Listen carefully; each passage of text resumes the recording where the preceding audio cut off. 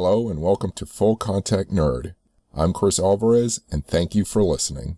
I'm speaking with Doctors Lisa Kroger and Melanie R. Anderson, authors of Monster, She Wrote, The Women Who Pioneered Horror and Speculative Fiction, published by Quirk Books September 17, 2019, and it won the 2020 Locus Award for nonfiction and has won other awards as well. So thank you both for speaking with me.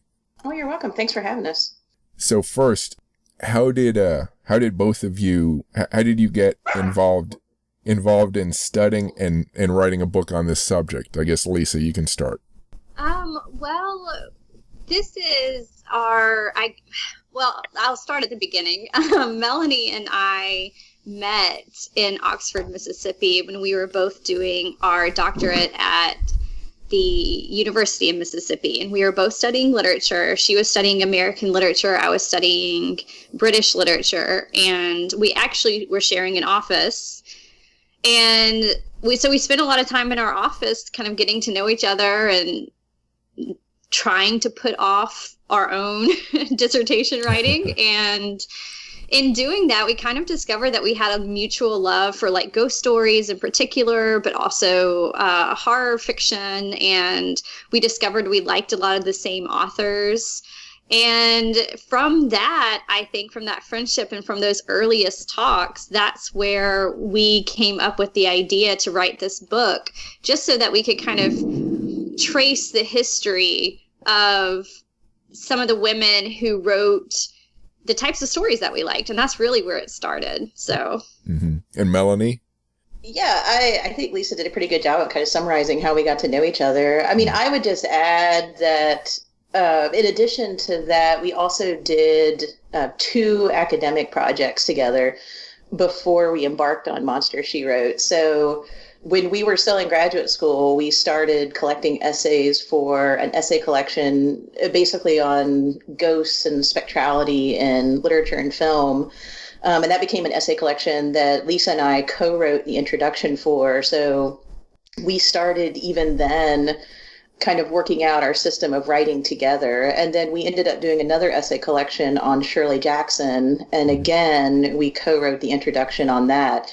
So I feel like once we had done that work and we kind of figured out how we work together as writers versus our conversations where we were each working on our own projects, our own dissertations, our own publications, that probably helped us to be able to envision Monster, She Wrote, I think, as well. And during this time, we started, when we were teaching at different institutions, we started a podcast with another friend of ours from grad school, Matt Say, the knowfearcast. And I think that kind of got us thinking about ways that we could take this knowledge that we got from our work in academia and at universities and, talk to folks who may not be necessarily in that conversation just about like what books they like or movies or that sort of thing. And so I think that also helped us to take that knowledge that we had from other projects, but try to communicate it to a more general audience, which was definitely our goal with a project like Monster, She Wrote. Mm-hmm. And Melanie, I'll start with you for this question. How do you break down the subject matter of the book? Is it like biographies or is it a chronological thing or thematic? And also what date range or what years does it cover? Well, it's very ambitious in the years that it covers. And I think I'm also speaking for Lisa in this as well, that when we talk about this book with people, we find ourselves talking about how it kind of mixes, I guess, genre. Mm-hmm. But we cover from around the 1600s with Margaret Cavendish as close to now as we can possibly get. And as we tell people, this is a peek into women writing. There's no way we could have covered, every single woman writing in these genres. We tried to organize it relatively chronologically, but we also tried to connect writers who had things in common. So, for example, I could talk about a couple of the different sections. Our first part we called The Founding Mothers, where we started with someone like Margaret Cavendish, who was writing really early in the 17th century. And then we moved into 18th century British Gothic, which was what Lisa specialized in graduate school. And so we hit some of those Gothic women writers who were writing at that time. And then we have a section where we talk a little bit about some women who are writing for pulp magazines, and we kind of put them together. We have a section where we focus on some of the most well-known, and then a couple maybe not so well-known writers of ghost stories. And then we tried to use the final part of the book to take some of the themes that we had mentioned in previous chapters, like weird or vampire fiction or haunted house, and give readers an idea of how women were still contributing to those themes. But then in each section, we not only have a little bit telling you, like, this is some characteristics of haunted house fiction, but we also, and why women were drawn to that, but we also have a profile for selected writers where we give a little bit of biographical information about them. And then we try to make connections to other writers. So like for the Toni Morrison selection, we have, a bio of Toni Morrison. We talk a little bit about why some of her stuff is supernatural or has horror in it. But then we also will say, like, okay, if you like that, maybe you should check out, like Gloria Naylor's work or Tananarive Due or other writers. So that was how we tried to approach it. And I think Lisa would agree with me on that description. It's like bio and recommendation, and also like brief snippets of explanations, maybe of different themes and genres as you go. Mm-hmm. Yeah, and Lisa, do you have anything to add to that? Yeah, it was, everything Melanie just described is absolutely accurate. But yeah, I will say that one thing that we struggled with as we were putting together this book, because it is so comprehensive, and we knew there was no way we could absolutely fit in everybody, because it would have been this massive, like 10-volume book, I think, by the end. And so I think what we tried to do is cover not only a broad scope of history, so that there was a little sampling from, every time period, but also we were cognizant of who was reading this book, because we knew that there were people that would pick up the book who loved the horror genre.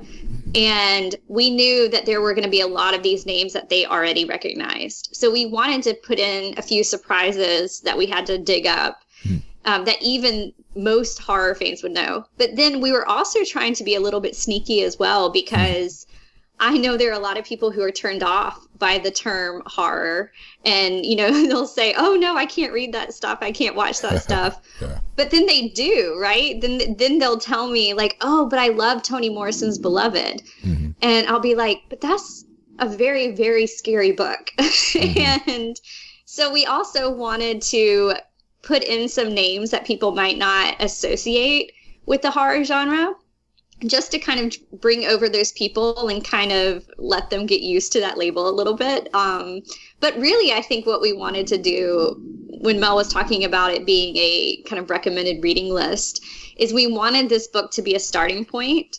So we know it's not comprehensive, and we're hoping that people will be inspired to go out and read more. And that's what the whole last section of the book was about, was just kind of look at all these authors that are writing now today, go out and find them and find more that aren't mentioned in here, and kind of make that your mission. And I think that is really exciting about what this book does, is that it just hopefully excites people to read more of these women. So how many of these women either hid their identity or used a different name, to try to make themselves gender unidentifiable, or maybe as though they were a man writing? Well, that is an interesting question. And it's something that gets mentioned a lot in women writing, especially in genre fiction. And I'm going to say, if you just look through kind of the chapters that we have and the women that we have, in the grand scheme of things, there's probably not as many women using pseudonyms, male pseudonyms, as you would think. And especially if you think about women writing for the pulps, there are scholars who've talked about this. Lisa Yazik is one that comes to mind in particular. She mentions that, yes, there were probably women who were using pseudonyms for that purpose. But the ones that you identify, like we have, Catherine Lucille Moore, who went by C.L. Moore, it's pretty much believed that she did that because, she had a day job and she just wanted her two lives to be separate, her writer life and her day job. It wasn't necessarily that she didn't want everybody to know she was a woman. And I believe that a lot of readers knew she was a woman. Some writers would even use a pen name, but it would be a name that was easily identifiable as a woman. Like Margaret St. Clair, if she used a pseudonym, it would be Idris Seabright, which people just also assumed was a woman. Mm-hmm. I think one time she used a male pseudonym, and that was just because the magazine she was publishing for said, this is the house pseudonym, for people who are publishing here, so this is what you use. Even Everil Worrell, her pseudonym was just her name backward, which I'm not even sure how you pronounce it. I guess it'd be Livray or something like that, but people assumed it was a woman. So I'm sure that there were women who felt like if they had a male pseudonym that they might have been able to be published more easily. But I also feel like there's a lot of evidence that contradicts that too, that women were okay with, being known as women writers. Even Margaret Cavendish, I don't believe she used a pen name, and she's writing in the 1600s when it was very looked down upon for a woman to be writing about philosophy or various other topics. That was one of the things, I don't want to speak for Lisa per se, but that was one of the things that I thought was interesting when we were writing Monster, She Wrote, is I don't want to completely generalize, but I feel like my thoughts about women using pseudonyms changed a bit the more I saw women using pseudonyms interchangeably almost for professional reasons and not necessarily maybe to mask their gender. I'm not saying that women didn't necessarily think of that, but I feel like I don't want to generalize that they were thinking that, because there were women who weren't necessarily feeling that was necessary. Mm-hmm. And Lisa? Yeah, I feel like if women were doing that, it might have been most during that pulp period of time. But then again, it is difficult because, you saw in like the 1800s, like kind of late 1800s, the rise of the ghost story and these like serialized novels, that were appearing in magazines. A lot of women were making money writing stories, and they were not trying to hide who they were. Mm-hmm. They were not trying to hide their identity at all. I think you did see the pen names more, or the initials being used more as you got into the 19th century with those pulp magazines. But it's difficult to tell precisely why they were doing it. I'm sure some did it to hide their gender. I think probably more did it because they were writing a lot of stories, and so they used a lot of pen names, just so they could kind of continue that. They would write a few under this name and a few under this name, and yeah. So I don't really know if that played a big part of it. I would love to do more study into it because this is just my personal ideas, but I would think that more people today might be trying to hide gender, especially with like hardcore horror stuff, today more than they did back in the past. But I don't have any evidence to back that up. That's just a thought. Okay. Well, and I just want to jump in here really quickly. You also have to think about the fact that this genre, whether, it's horror as we think of it or supernatural or whatever, has often been an entryway for women to write. Like women made money in the 19th century writing these stories. And I feel like that marginalization maybe of the genre and the fact that it was in magazines and serializations might have lent it more easily to women breaking into the genre in order to write. And then sometimes you would have, women who were writing with a partner, and then they would use a pen name just for, a one name for two people writing together. So yeah, there's many different reasons why women would make those decisions. I'm speaking with Drs. Lisa Kroger and Melanie R. Anderson, authors of Monster, She Wrote. You can find more information on their work at lisakroger.com and melanieraranderson.com. If you like this podcast so far, please subscribe to it and rate it if you can. Please go to my website, crisalvarez.com or fullcontactnerd.com for links to news, videos, new books, and my social media links. You can find the links to my other podcasts and associated book lists at historyrabbithole.com. That's rabbit as in the animal. historyrabbithole.com. And now back to the podcast. Does the book have non-American or non-British writers included in it? We focus a lot on American and British because that's where our backgrounds come from. Since I studied American Lit and Lisa studied British, we included writers who might have origins in other countries but now have American or British citizenship. I'm thinking of Helen Oyeyemi. Lisa, could you think of any writers that we included that weren't necessarily American or British? I want to say that maybe there were a few Japanese writers. Yes. That's something that I think I would like to do more research in. I think for one thing, it was out of our area of expertise. So that made us, I think, a little bit uncomfortable. Or at least I would say it would have taken a broader scope of research than we really could have done with this book. I think we want to approach that in the future. But we also wanted to pick novels and stories that had been translated into English and that were relatively easy to find, because we were anticipating that this book was going to probably, be sold in the US and Canada maybe. So, we wanted, with this idea of this being a recommended reading list, kind of an extended reading list, we wanted books that people could find readily and that were readily available in English. But I would love to do something in the future that deals with kind of horror that's happening with women in other countries, because there's a lot of it and it's really good.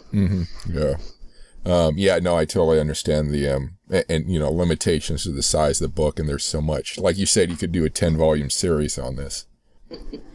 So I did another interview with Jess Nevins, who wrote horror fiction in the 20th century, and one of the things that he said surprised him was how much female writers dominated horror fiction in the 19th century.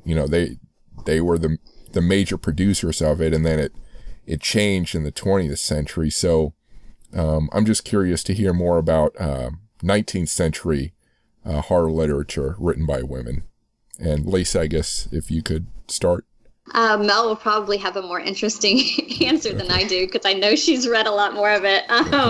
No, there was some really great literature that was coming out of that time. I mean, for one thing, ghost stories were already popular, especially in the latter half of the century. So I think the most well-known one right now is, probably Dickens and A Christmas Carol. But, Christmas stories and the Christmas, Victorian ghost story, that was a staple for decades. And women were writing a lot of that.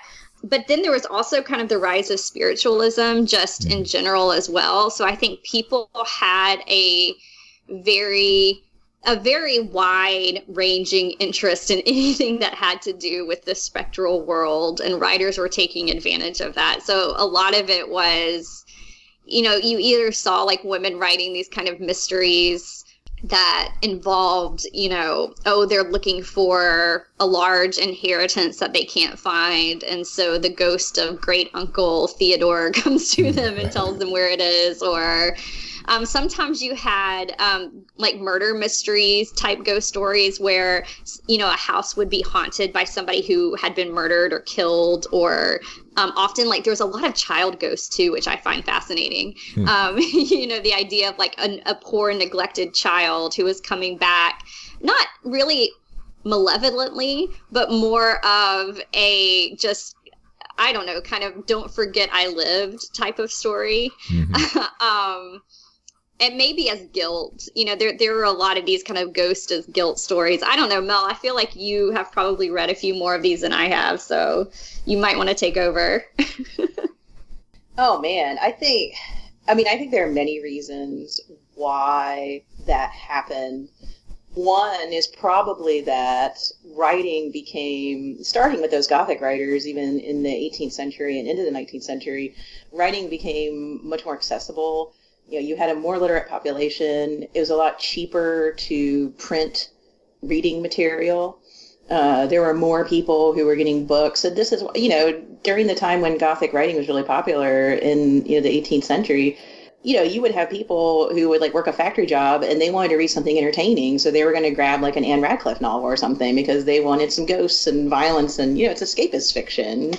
And I think that continued on, into the 19th century because you have the explosion in, like Lisa mentioned, periodicals with serialization and magazines, the kind of what we think of now as like a Charles Dickens phenomenon.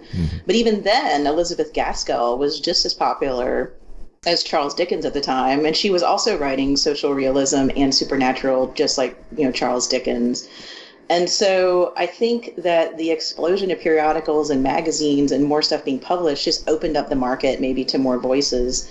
And you also have, this is kind of a generalization here, but you have changing ideas of like what even constitutes work. So this idea of, the separate spheres where the man leaves the home in order to earn money and take care of the family, whereas the woman stays home and takes care of the house. And it's almost like angel in the house type idea that was popular at the time. And I think writing let women kind of stay in the house, I guess, to put it that way, and send out stories and get them published, and folks would read them and they would get paid. So it was one of the few ways that women could ideally, make some money if they were widowed or they had children or a family or even a husband who's lost his job and they need to support them. And so I think that kind of the changing kind of economics of the situation or the time period helped too. And then I think what happens is once you get past the 1900s and people are anthologizing and teaching literature, we start to change what we want to read or value. One, because not all the periodicals are going to stick around. So, you're going to have to go into libraries to even find a lot of these women writing and even some men writing supernatural fiction. And then what starts getting anthologized? Well, stuff that you can pull. So if more men are getting anthologized for whatever reason or taught, then we're going to look back and think the Victorian days were the times of Dickens and forget about some of the other writers like, Vernon Lee or Charlotte Riddle or Elizabeth Gaskell. And then you also have, we both taught in universities. I still teach in one. Academe does a lot with this too, where if folks are taught for certain reasons, then that's kind of the literature that ends up getting published. And then that's what people read. So you have writers like Henry James and Edith Wharton, who we mainly know now as realist writers, like Age of Innocence, or the Bostonians talking about realism and the upper crust. But both of them wrote loads of ghost stories and published them and enjoyed writing ghost stories. But when I was taking classes as an undergrad, people always pointed to Henry James and Edith Wharton as social realist writers and didn't even talk about their ghost stories at all. It wasn't until I was in graduate school where I was like, oh, cool, I'm going to read all these ghost stories that Edith Wharton wrote, And so I think there's all sorts of reasons that go into that. Gender certainly is one, but I think there's also a lot of other reasons that go into like what gets saved. Even the pulp writers, in the 20th century, they're writing in these paper magazines. Nobody is thinking when they buy their copy off the newsstand of Astounding Tales or something that they're going to keep this for the rest of their life. They're going to read through it and love the stories and possibly it'll get thrown away or degrade or something. And so I feel like there are probably a lot more women writing all throughout American literature. It's just who we remember. When I teach Nathaniel Hawthorne, I talk to my students about how there were a lot of women writing at the time of Nathaniel Hawthorne that we don't really necessarily think about now, especially if you're taking an undergraduate class. In fact, Hawthorne even said at one point he felt like he could make more money off his writing if he didn't have to compete with the damn scribbling women. And so it's kind of like, it's what was going on in the time period. It's also like, what do we look back at and what do we value and what do we hang on to, and why do we make those decisions? That sounds like a good name for a writing club. Yeah. That's an odd comment, or funny. So this question, I guess, Lisa, you can answer it first. So as far as mixing violence, gore, and sex with their horror, over time, did you notice women doing more, less, or just as much as male writers? I think that changed. It kind of ebbed and flowed with, maybe with the reading habits of what people, were reading and what they were into. I mean, certainly like today, you know, women can write just as much of the kind of, you know, sex, gore, violence, whatever, as a man can. But even if you go back to the Gothic novelists, which, I mean, they were primarily women. If you look at some of the presses that were coming up around, like, I don't know, the periods from like 1790 to 1820, which is kind of the high point of the Gothic novel. You know, there were women, I mean, there were presses that were popping up solely to print these women Gothic writers. And a lot of people, you know, in schools, if you're an undergrad and you're taking, you know, an English lit course, your professor may force you to read Anne Radcliffe's, like, The Mysteries of Udolpho or something. Mm-hmm. And, you know, that, yes, it is the kind of probably most influential Gothic novel. It set a lot of the trends. Of course, you know, Jane Austen later wrote about some of those books. But when you look at Anne Radcliffe, she was very much into what she termed terror, which did not go into the violence and gore. She just wanted to, she thought if you went too far into that, you would just shock your readers and they wouldn't feel anything. And the point of terror was to kind of awaken your senses and not to obliterate them completely. But if you look at, and she also was famous for the explained supernatural, which basically just meant you thought there were ghosts throughout the story until you got to the end and they were all kind of explained away by real world explanations. But some of the writers that were writing at the same time, somebody like, Charlotte Dacre or Regina Maria Roche or Mary Ann Radcliffe, who wrote this book called Manfrone, or The One-Handed Monk. Those books, there's a lot of blood and guts and just gross things. I mean, you can imagine Manfrone. Within, I think, the first chapter, a woman is attacked in her room, is almost raped, and then the man who's attacking her gets his hand chopped off and thrown in a fire. And that's all in, like, the first chapter of the book. I mean, it's not as well written, I don't think, as, you know, maybe an Anne Radcliffe, but if that's what you're looking for, like if you're thinking about horror as being, you know, there's a lot of blood and guts and, you know, shocking sex, then it was still there in the very beginning. And that's something I kind of like to point out, because women were always doing it. You know, whatever has been a trend, we were always doing it. So yeah, it was always there. And Melanie? Oh, I agree with Lisa. And actually, Lisa, if you don't mind, I would like to ask if you agree with me on this. But, you know, personally, and Lisa and I have had conversations about this, and I think this is also part of where Monster She Wrote came from. But I actually am more of like the supernatural thriller, terror and weird type person, and not necessarily kind of the gruesome horror. And I always kind of, at least until I started talking to Lisa and doing some of the work I was doing on my dissertation and talking about haunted fiction, I just kind of like assumed that horror was something like with a capital H, that almost meant like slasher films or something. I didn't necessarily think of the kind of supernatural fiction that I liked as that. And I wonder if women, if we think about, because we just automatically think like, oh, women must not have these gruesome things in their writing, and as Lisa points out, has been there since the beginning. I'm wondering if there's some sort of, I don't know, like stereotypical idea maybe that women wouldn't even write something like that, you know?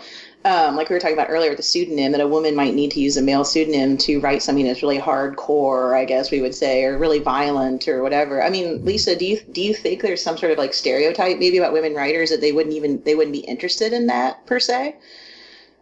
Yes.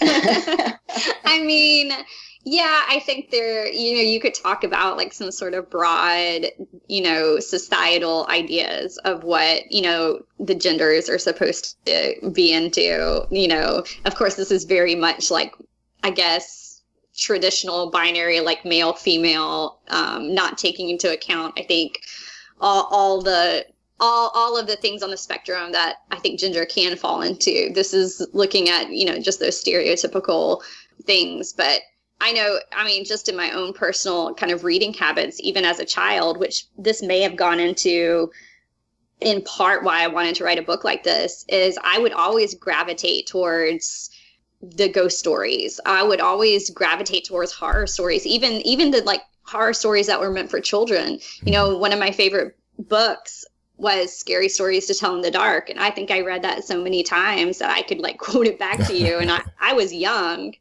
And then, that moved into like Edgar Allan Poe and Stephen King and, all the probably classics that, people who have always loved horror grew up reading.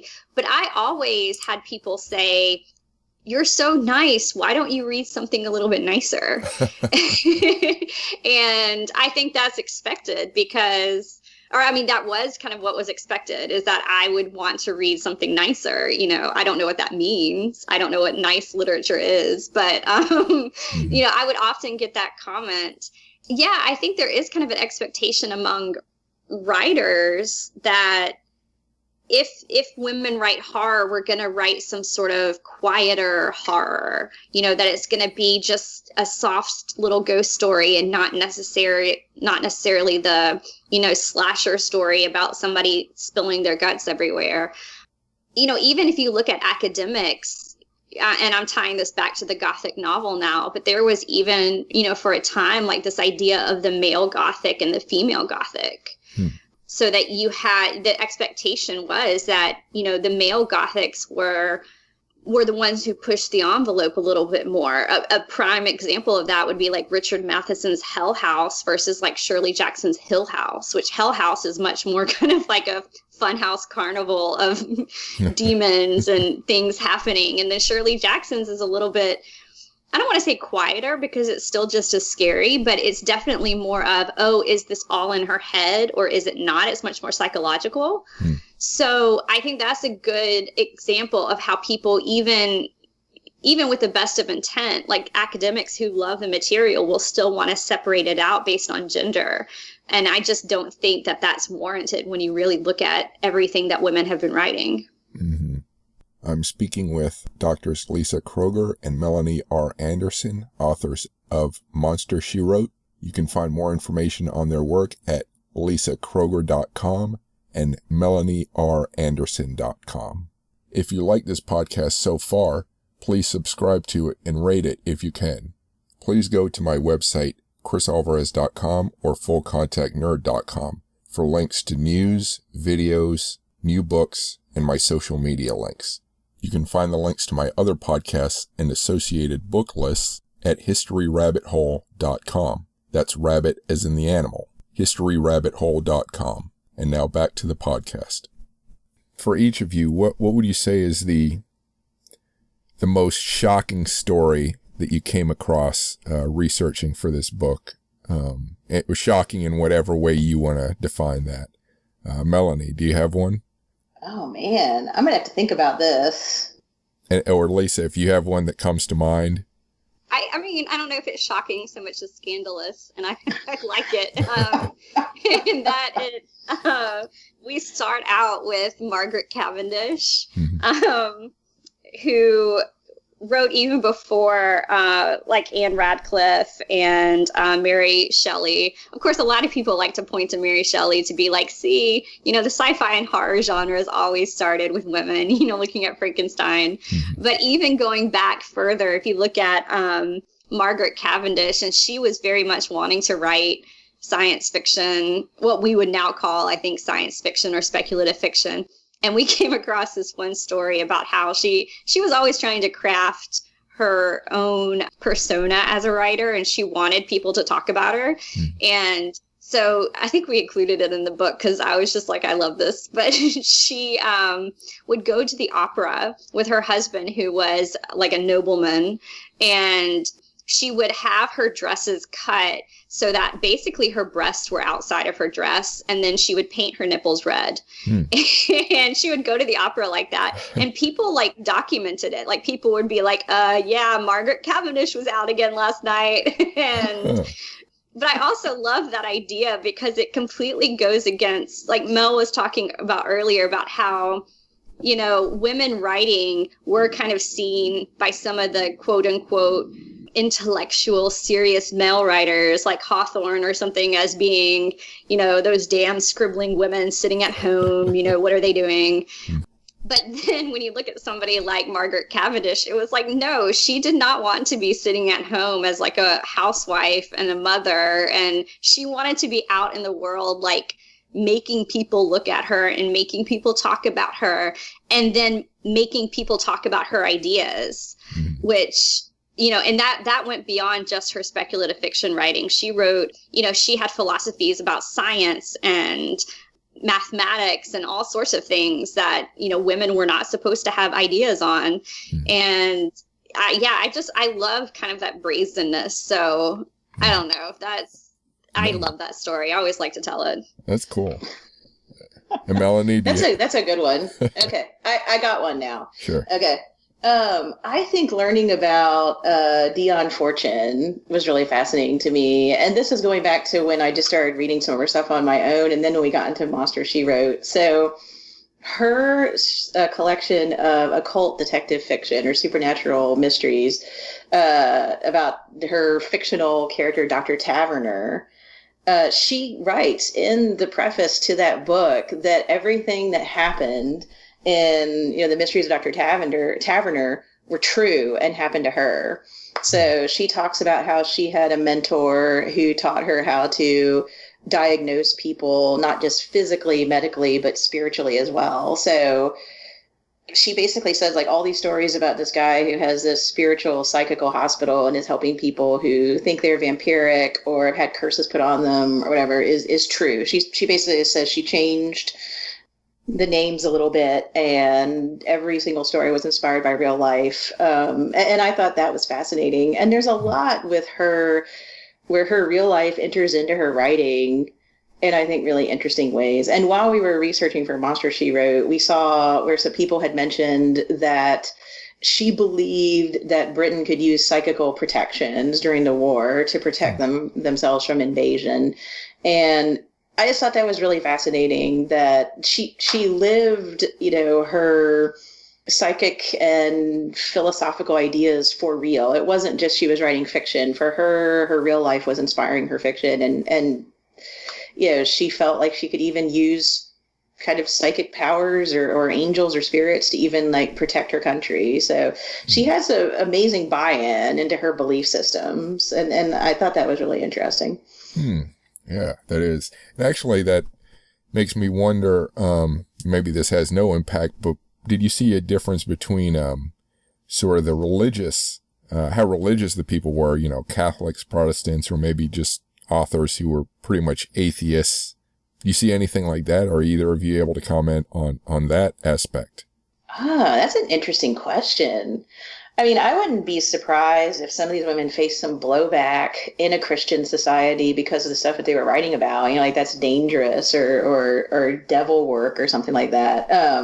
Yeah, I mean, I read recently an old article where somebody was interviewing Gray Laspina, who wrote for Weird Tales, that when she moved to this small town in Pennsylvania, she said the people in town called her the Hex on the Hill because of her creepy stories, you know.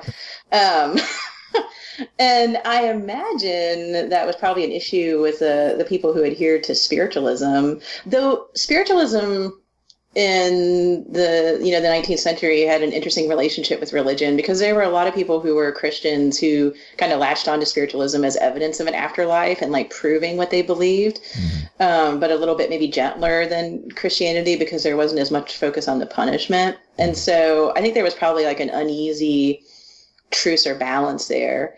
I don't know, Lisa, I know that there were some pretty intense things written about Satan and the devil in Gothic literature by women. Was there blowback then in the 1700s?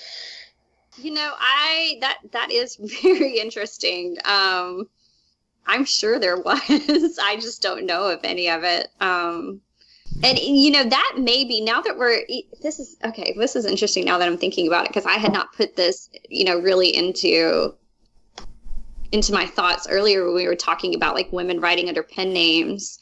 But I mentioned the book Manfrone, The One-Handed Monk, which is pretty pretty out there with stuff. And that's one of those that we're almost sure is that, like, we're not even entirely sure who wrote that book or who was writing under the name Marianne Radcliffe.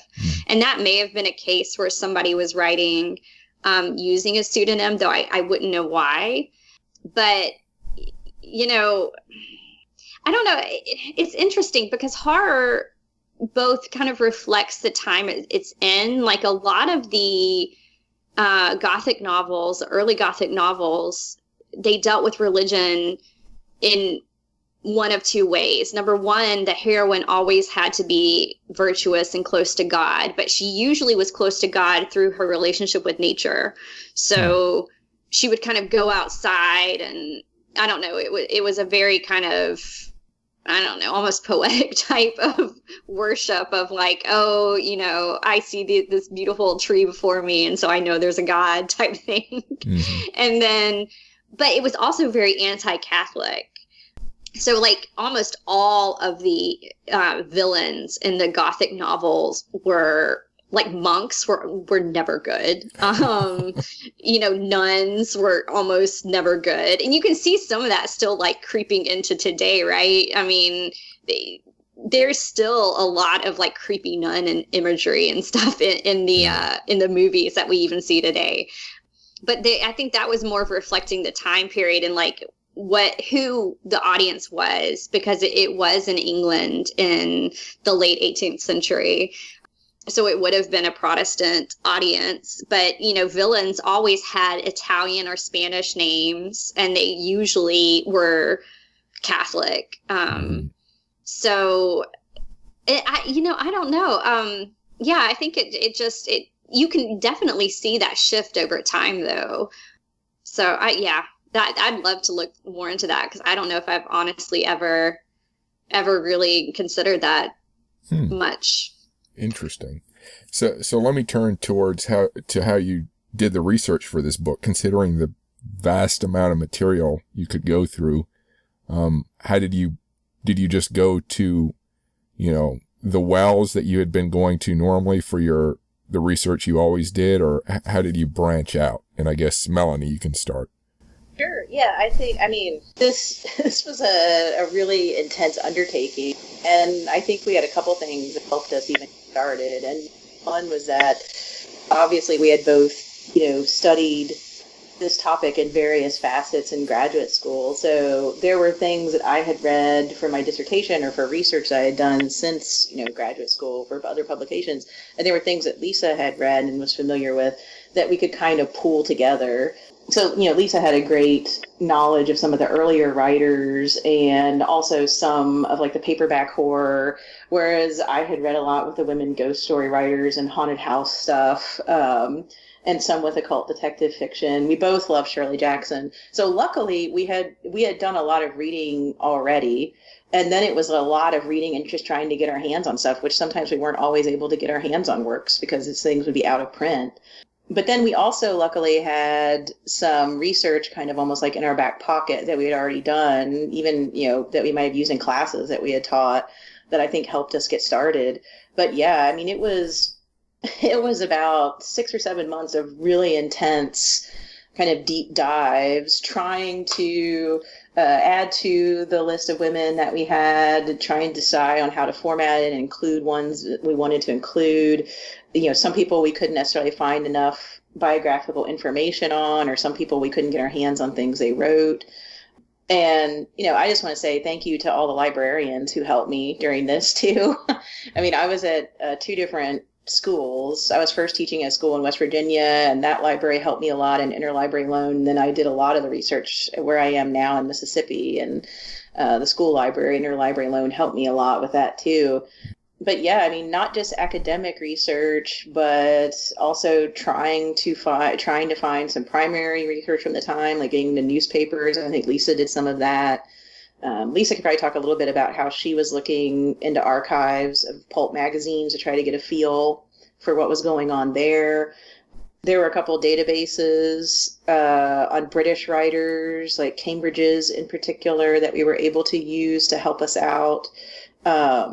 it was just a lot of reading. And there were times where I joked with Lisa that I felt like Indiana Jones or something, because I would be like trying to track down one particular quote or one particular story and just like either not be able to get it through my library contacts, or, you know, or we would have like a few different sources, but not be able to pinpoint exactly what it was that we were trying to find. So there was some joys where you would find something and be like, oh, this is pretty cool. And then there were also, I think, some sorrows as we'd just be like, oh man, I don't know if we could find any more of this or pinpoint where this precisely came from. Lisa, how was your research?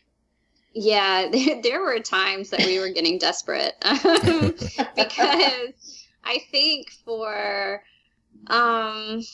the beginning kind of bare bones structure of the book, we were pretty well covered because I had such an extensive reading list already of British authors, and Melanie was the same way with American authors. So we could kind of fit those together nicely.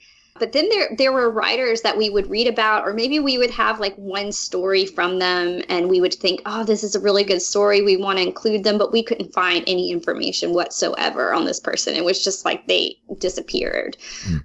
And especially for the pulp writers, because we wanted that section on the pulp writers because, you know, the Weird Tales era of like, you know, especially the 40s and 50s, that was so important to the development of the horror genre and the literature of the 20th century. When you start talking about, you know, horror as it evolved over the 20th century, a lot of those stories, because a lot of the writers, you know, from the 70s and 80s that like I grew up reading, they were growing up reading stuff in the pulp magazines. So we wanted to include a section on the pulp magazines, and we knew there were a lot of women. But we struggled to find information. And there are a couple of online websites that are devoted to it. And then I just was having to look at archives. I was having to go through old copies of the magazines.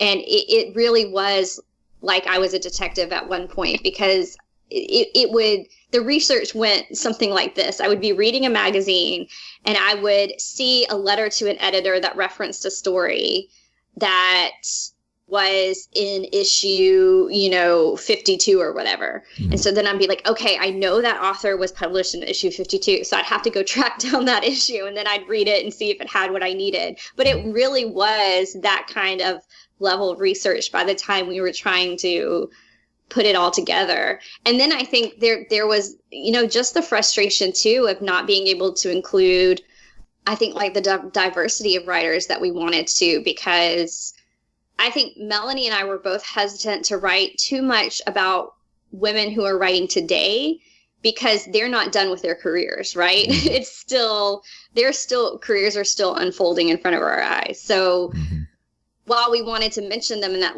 last section, we couldn't really devote an entire entry to what they were doing. So we had to look at people in the past. Well, the problem with that is that a lot of this stuff has just disappeared. You know, a lot of the periodicals, unless you were writing with Dickens, you were kind of, you know, historians didn't keep your stuff. And it was literally printed on paper that was so cheap that it was meant to, you know, not withstand the test of time. And it was the same with the pulp magazines. Unfortunately, unless you happen to appear in an issue with somebody like H.P. Lovecraft, then those were not the ones that were saved. So I think there were a lot of writers out there that we would have loved to have included, or that we probably don't even know about today, just because it doesn't exist anymore, which is frustrating. Yeah. Did you come across any female authors of or writers for the horror comic books? That's probably outside of the scope of your work, but just curious. I mean, in my own personal reading, yes. I think when we first set out to do this book, we had wanted to include like horror comics and horror films and horror TV shows and horror, horror illustrators, like people who were doing artwork that was based on it. Like we wanted horror theater, like anything that had to do with the genre. If women were involved, we wanted to do it. But yeah, in the end, just for the scope of things with this book, we didn't get to really include it. But I mean, there are a lot of horror comic writers that I love, just personally. Okay. And Melanie? Lisa's probably much more versed in that than I am. And, when we initially had a list of women we wanted to write about, Lisa had a little mini section. I remember it, Lisa, of illustrators that you were really passionate about including, and we just couldn't, unfortunately. Yeah, it happens, but maybe in another project. So, and for this kind of work, maybe this question isn't apt, but perhaps it is. Was there anything you came across, either of you, that had a strong emotional impact on you in any way, either positively or negatively? I think personally, there was a lot of reading these women's stories and just seeing their joy in what they were doing, if that makes sense. Because, part of the reason we wrote this book is we wanted to give a little bit of a primer of like, these are the beginnings of what we think of as horror, and this is how it runs up to here, and this is how there's a lot of subgenres in horror. And I think, unfortunately, even people who love the genre and don't mean to not include women, we just kind of go to, Poe and Lovecraft or Matheson or King, and just like this whole list of people. And I think for me, sitting down and taking a step back and listing out all these women and kind of seeing that they were just going to do what they were going to do. I mean, I found this short biographical piece by Margaret St. Clair that she had written at one point for an editor to introduce herself to her readers. And first she talks about how she's kind of mad she has to do it because she wants to be private. She says she just wants to write, garden all day and write her stories and send them out and get them published. She doesn't feel the need to show her picture, tell everybody who she is and what's going on. But St. Clair even says in this little piece when she's been asked by the editor to talk about what kind of stories she wants to write, and she says that she kind of defends writing for the pulps, and she says, I could write stories for the slicks, as she calls them, the more marketed, I guess, magazines at the time. And she's like, I have, and here they are. But she's like, I really love writing science fiction, fantasy, and supernatural, because she just said that just brought her joy, and that's what she wanted to write. And she didn't really care what other people told her writing career had to be. If she was going to write, she was going to write what she wanted to write, and it was going to be published, And I know Eric Leaf Davin, he talks about different interviews with St. Clair and a couple other of the pulp writers where they were asked, did you have a lot of problems writing as a woman in this time period?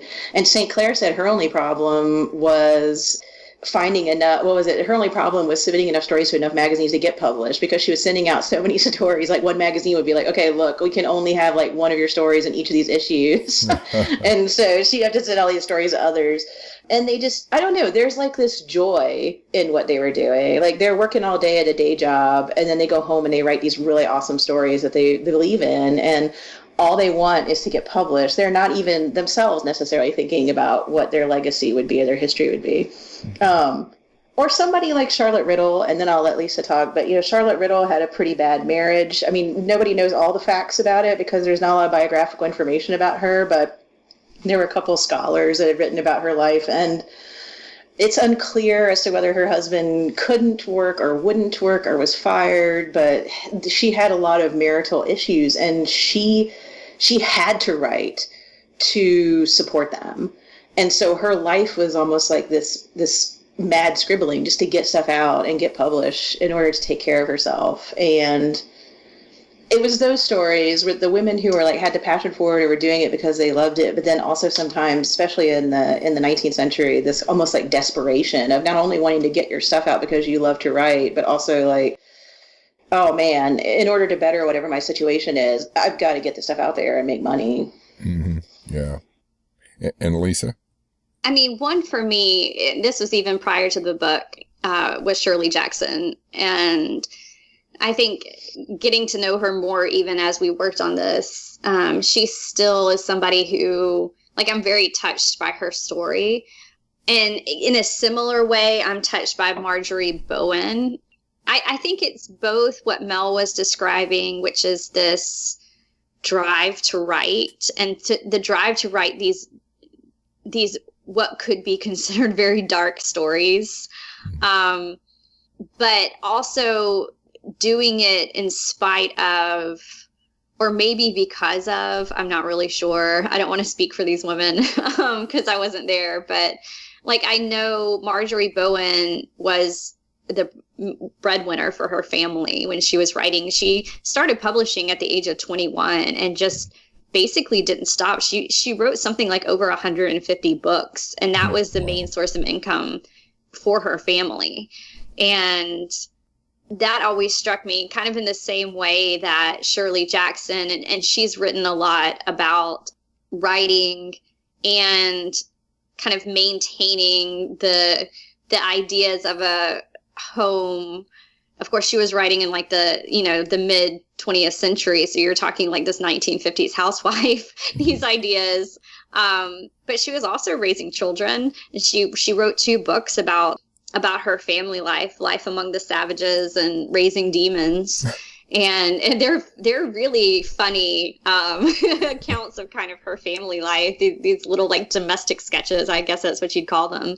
But the fact that women were balancing all of this and still managing to maintain a writing schedule and to be successful at it, both critically, but also financially, because that was something Shirley Jackson would also talk about. Is she was like, the fridge would break in the house and I would go sell a story and then take the paycheck and buy a new fridge. And that always strikes me too, because as somebody who, I'm married, I'm raising 2 little kids, and I'm also trying to write. And that always like struck with me, just this, not only this like drive within me to create the art, but then also to balance it with everything else that just you have going on in life. Mm-hmm.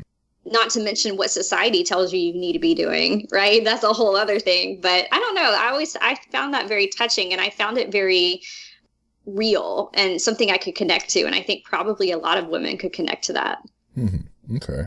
And Melanie, I'll start with you on this question. We just have a couple more.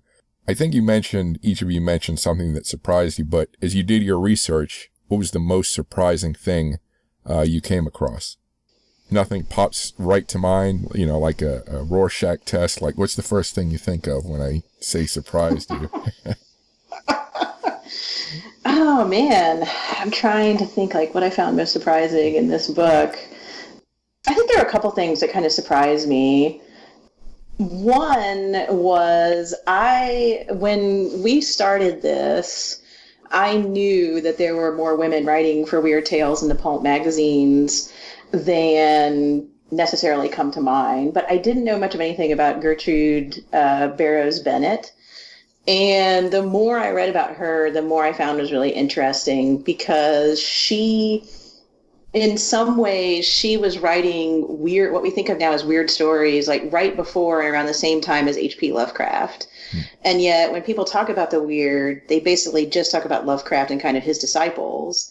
And while he admired her work, her name has kind of fallen by the wayside when you think about weird fiction. And so that was something, I knew we were going to find a lot of more women writing in the pulp magazines than people would necessarily think. But I had not really thought about how. I just kind of accepted this narrative that H.P. Lovecraft kind of originated this. So that was really cool to see that and to read some of her stories and see how she was doing similar things.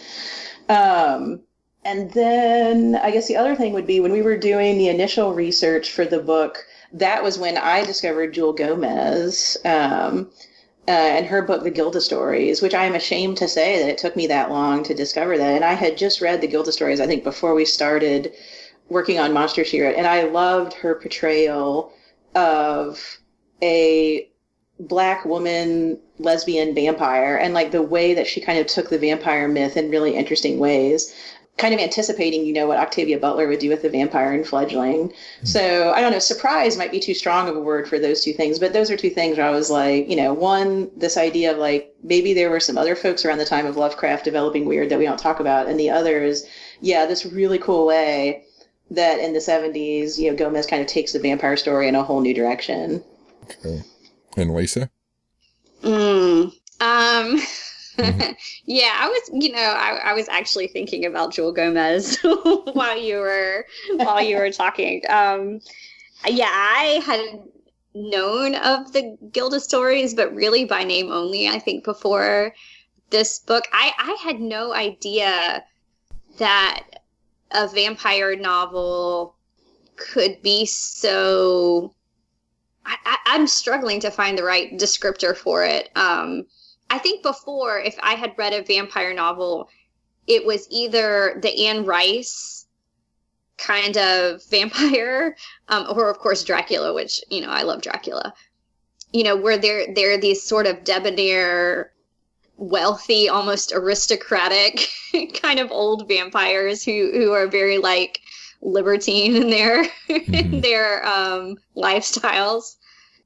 Or I was used to kind of, you know, talking about horror comics like the 30 Days of Night type of monstrous vampires, you know, where there are these just bloodthirsty creatures that are out just to, you know, take you down, and they're just hunting you to kill you.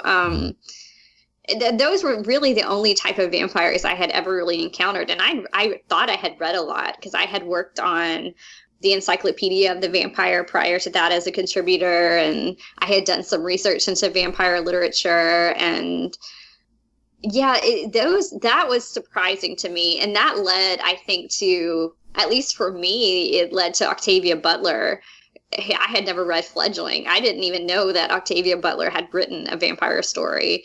And so I always kind of connect those two now in my brain, but that they're completely different types of stories, that it's this whole different brand of vampire that I had never really encountered before. And I really enjoyed that. So, yeah, I think that was just surprising, is it was just kind of like uncovering a whole nother subgenre of vampires, which I enjoyed. Yeah, I want to look those up and read them myself. Those sound pretty cool.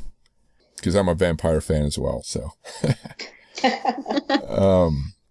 Let's see. So, for either of you, either or both, apart from the stuff you mentioned, did you have any difficulties getting the book finished or published? Published? No, I don't think. The short answer is that we were lucky enough to be able to pitch the book to Quirk. And really before we had, you know, we had started the research, but we really did not have much of an idea of what it really was going to be. And they, for reasons I don't understand fully, listened to us and our excited ramblings and decided to work with us on the book, which we're very thankful for. So, I mean, if you look at it like that, it was relatively easy to get published. The long answer to that is that it was, you know, over a decade of research for both of us and talking about it and working on other things. So the research that went into it was a lot longer, going up into it. And then, I think writing it was pretty intense, because we did have, you know, a deadline, which I think at times it felt like we weren't sleeping and all we were doing was just reading and reading. But yeah, I don't know if that answers your question, but No, that works. And Melanie? Yeah, I agree with what Lisa said. The publishing was kind of a joy, and to a certain respect, because we did not, you know, finish Monster She Wrote and then try to market the project around to get it published. Like Lisa said, we pitched an idea that we had for what would become Monster She Wrote, and Quirk was super interested in it. And then we went to, you know, different proposals, and we went through the process with the publisher, but Quirk was very interested in the idea. And we were, like Lisa said, we were lucky that they loved this gem of an idea and worked with us through that process. And then we had, you know, the 6 or 7 months to write the draft. Luckily, we had done a lot of research before this, but then, of course, there was a lot of research that went into it then. The writing process, and I think we've talked about this before, but I mean, I really enjoy writing with Lisa. I feel like I hope you enjoy writing with me. Of course. And so writing together is never really the issue. We are pretty good in our writing process together.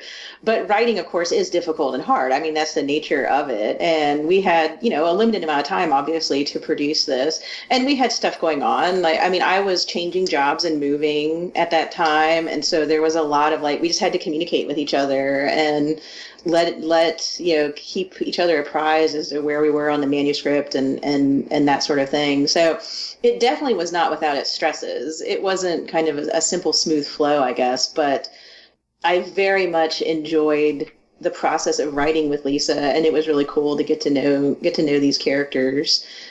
So yeah, I mean, there were those moments where it was like, I cannot find this book, and I'm really stressed out about it, or I'm moving into a new house and I have no internet now. But thank goodness we work so well together that there were no stresses with that aspect of the working relationship. Mm-hmm. Okay. So it's been almost a year since this was published. What are the writing projects each of you are currently working on? I think we've got some ideas for another joint project. But nothing that we've really kind of nailed down. I know there are a lot of topics that we're still interested in, and that I think especially now that we feel like Monster, She Wrote kind of has an audience out there that we'd like to see what we can do, but nothing that we've completely and totally nailed down. I think we're at the point right now where Melanie is just getting frantic texts from me saying, "What about this?" I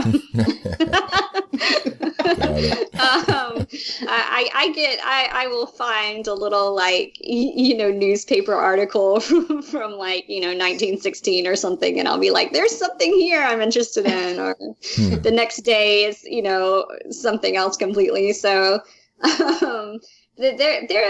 there will be, I think, future projects, just nothing that we've quite nailed down yet. And I know, winning the Locus Award is pretty recent, and winning that and other awards, has that affected your approaches, or, what you think your ability to successfully pitch a project? Do you see any changes from that? I mean, I feel like, well, first off, I just have to say, I mean, we're both honored by these awards. I think, especially both of them were surprises to us, but I think the Locus Award especially, both the Stoker and the Locus we were amongst amazing books too. So it was great to do that. And we also love the response that Monster, She Wrote seems to be getting as well, which is really cool. I feel like, and Lisa's right, I mean, we definitely want to do more projects together, but right now we're kind of we're tossing around ideas more than anything else. But I hope that helps us maybe to be able to pitch projects in the future. I definitely would like to be able to build on that. I'm hoping as well that maybe helps us have a little bit of a broader audience for our work. I mean, speaking as someone who, I'm teaching at university, as I mentioned earlier, and a lot of the stuff I write is academic. I've always tried to write in a style that's accessible, but if you're published in mainly academic journals, you're not going to get maybe a broad audience. So for me, working with Lisa on the 2 podcasts that we have, and working on Monster, She Wrote, and working on trying to take my academic writing and open it up a little bit more, that has been great. And I'm hoping that this can maybe lead to some more opportunities for that as well. Mm-hmm. Okay. Where can people find each of you on the web, social media, web pages, and even if you can mention the podcast addresses? Sure. I have a website. It's www.lisakroger.com. Mm-hmm. And I am on Twitter and Instagram. Those are the best places, I think, to reach out if you're on social media. On Twitter, I'm at LB Kroger. Mm-hmm. And on Instagram, I'm at Lisa_Kroger. Mm-hmm. I'm not on Facebook, although sometimes you can tag me in things, which baffles me. So if you're on Facebook, don't try to tag me or go to my page, because it's technically not supposed to exist. So it's my ghost social media presence. And then the The podcast are at knowfearcast, pretty much across the board on social media. It's KNOW Fear, so it's an academic look at the horror genre. knowfearcast, and then our newest one is at Monster She Wrote, or it's Monster She Wrote podcast, and it's at Monster Wrote across social media. So that one just started, I think, in February was when we released our first episode. So it's pretty new, but we're excited about it. Okay. And I'll spell that your last name for listeners is, well, Lisa is Lisa and Kroger is Kroger. And Melanie, do you have any to add to that? Sure. Yeah, I have a website as well. It's just my name, MelanieRAnderson.com, and I can spell my name. It's MELANIER, and then my last name is ANDERSON. And then I'm not on Twitter. I have not done that. I have not taken that step, but I am on Instagram, and my handle on Instagram is Melanie R. Anderson 7. Mm-hmm. Okay. All right. Well, that's all the questions I have. Do either of you have any final thoughts or words? No, just thank you so much for inviting us on. This was a great chance to talk. Oh, yeah. I enjoyed it. And Melanie? Yeah. Oh, thank you for having us. I enjoyed it. It's always great to talk about the book. And people read more women writers of horror and speculative fiction. Oh, yeah, definitely. Was that agreement there from... I think so. Yeah. Read more. Actually, when you mentioned the one author who did the whole finding scientific explanation for horror stuff, I thought Scooby-Doo, the Scooby-Doo cartoon. Yeah. So, anyway, all right. Well, thank you both for speaking with me. Yeah, thank you. Thank you for listening. If you like this podcast, Full Contact Nerd, please subscribe to it and rate it and review it if possible. I have many other options to geek out on sci-fi, fantasy, and horror, whether you prefer books, movies, TV, video games, anime, or whatever you choose. You can find links to interesting videos on my Facebook page, Full Contact Nerd. You can find links to interesting news articles and academic studies on my Twitter page, Full Contact Nerd. You can find cosplay model and convention photos on my Instagram page, Cris Alvarez Sci-Fi. You can find my interview videos on my YouTube page, Full Contact Nerd. You can also sign up for my newsletter at chrisalvarez.com or fullcontactnerd.com. In the newsletter, I post additional video and news links, as well as regular updates on new, nerd-friendly fiction and nonfiction books being published. Please remember, my name Cris does not have an H. Cris. Thank you for listening, and keep imagining the past, the present, and the future.